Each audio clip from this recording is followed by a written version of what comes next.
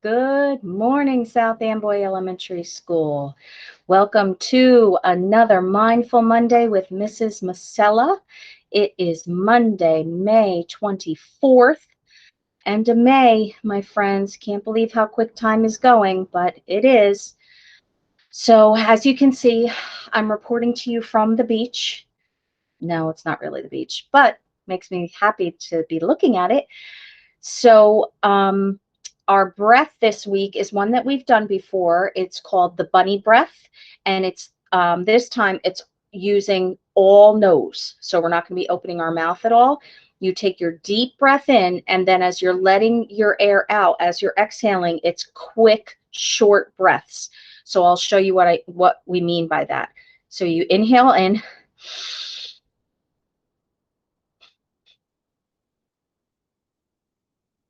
And I kind of exaggerated the movement of my head because I know you can't really hear my breaths. I can hear it, but it's just real quick, short. Probably will take you about 4, 5, or 6 short breaths to get all of that exhale out of you. Okay, so let's find our comfortable position.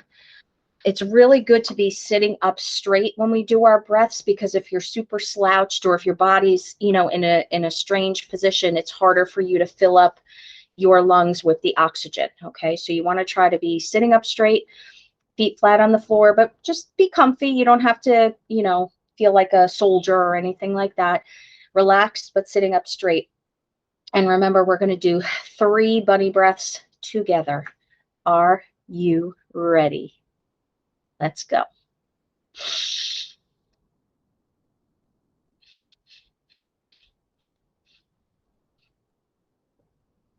So I actually did about 8 of my quick little exhales out. It all depends on how much air you bring in. So if you're around anywhere from 5 to 8, that's exactly where you need to be. If it's less than 5, then you want to make them quicker, short breaths. Anything more than 8, it means you're putting too much pressure on your lungs to get all that air out. Okay. So let's try number 2.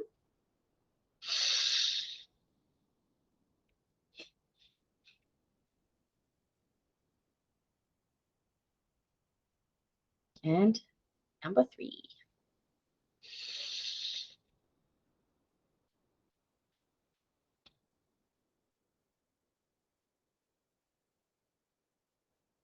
You might have noticed on that last one, Mrs. Masella closed her eyes because I really do enjoy being able to turn off the world and just focus in on that breath for a minute. So that may be something that you enjoy doing as well.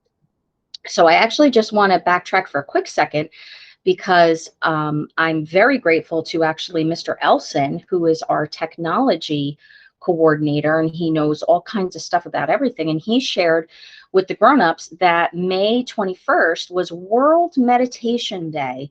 And I thought that was so great. And I'm hoping that you are starting to learn the basics of meditation. Everything we're doing is related to meditation, learning to be more mindful, learning to kind of relax and be in the moment, practicing our deep breaths and focusing in on our breath and turning off all the other noise of the rest of the world. Those are all things that are part of meditation. And like I told you in the very beginning, they are ways to help us feel calmer, to deal with stress, to lower any worries that we have or anxiety that we have. And we always, every day, something comes up that might make us feel anxious or worried or stressed out for some reason. So I loved learning that there was a World Meditation Day, and I kind of hope that everybody around the world was doing some kind of activity. As far as I'm concerned, every day could be meditation day. But all right, my friends, so I want to talk to you about a word called generous. Think about that word. I'm hoping you've heard it before, and I'm hoping a lot of you know what it means. But in case you don't, generous means that you are giving in a way that giving something to someone else without expecting anything in return. So usually when we talk about giving to someone else, people think about presents, and that's a pretty obvious one and easy for us to kind of focus in on. So think about a time that you gave somebody a present. When you are truly generous, it's you feel good giving to that person. So even though you're not the one getting the gift, it feels so good inside for you to be generous because you're not expecting anything in return and you're just looking to make that person's day better. So I know for me, when I give a gift, I'm actually really excited when as the person's opening the gift because I'm so excited to see how they're going to react. And when I see them smile, it makes me smile.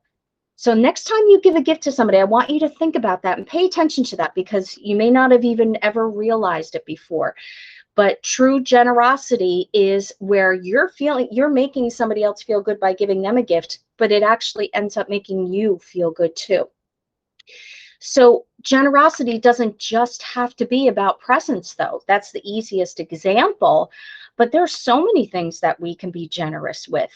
We can be generous with our time. Maybe you have a friend who needs help cleaning up their backyard and you're going to give them, some time over the weekend and help them out. You're generous with your time.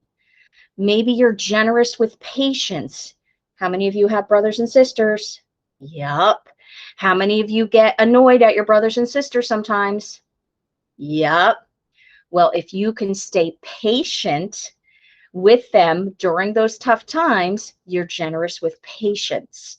You can be generous with kindness. If a new student starts in your classroom, maybe you go out of your way to introduce yourself or to make them feel comfortable, invite them to join you. If you have a group activity, when we're back in school full time, you can join them, ask them to join you at lunchtime. So there's all sorts of ways to be generous. You don't have a job yet. You don't have money necessarily to buy people presents. And guess what? Presents are not the most important thing.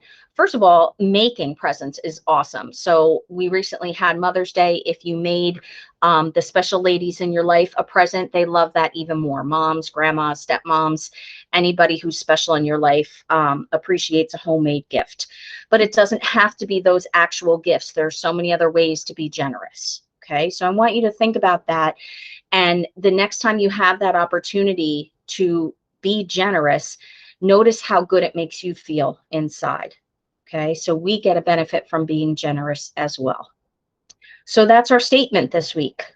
I am generous. Can you say it with me? I am generous. One more time, loud and proud. I am generous.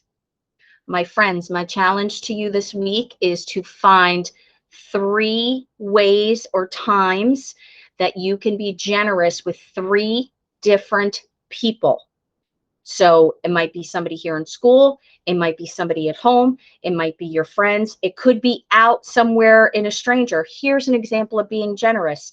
Maybe you are going into a store and you just want to get in the store, but you notice there's somebody behind you who has a hard time getting around. Maybe they have a hard time walking.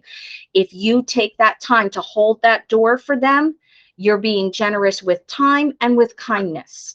So there's so many opportunities for you to be generous, even if you can't actually buy somebody a present.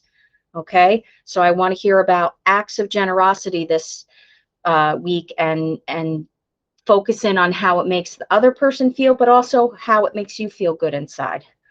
Okay, my friends, I hope that you have a wonderful week, and I will see you next Monday.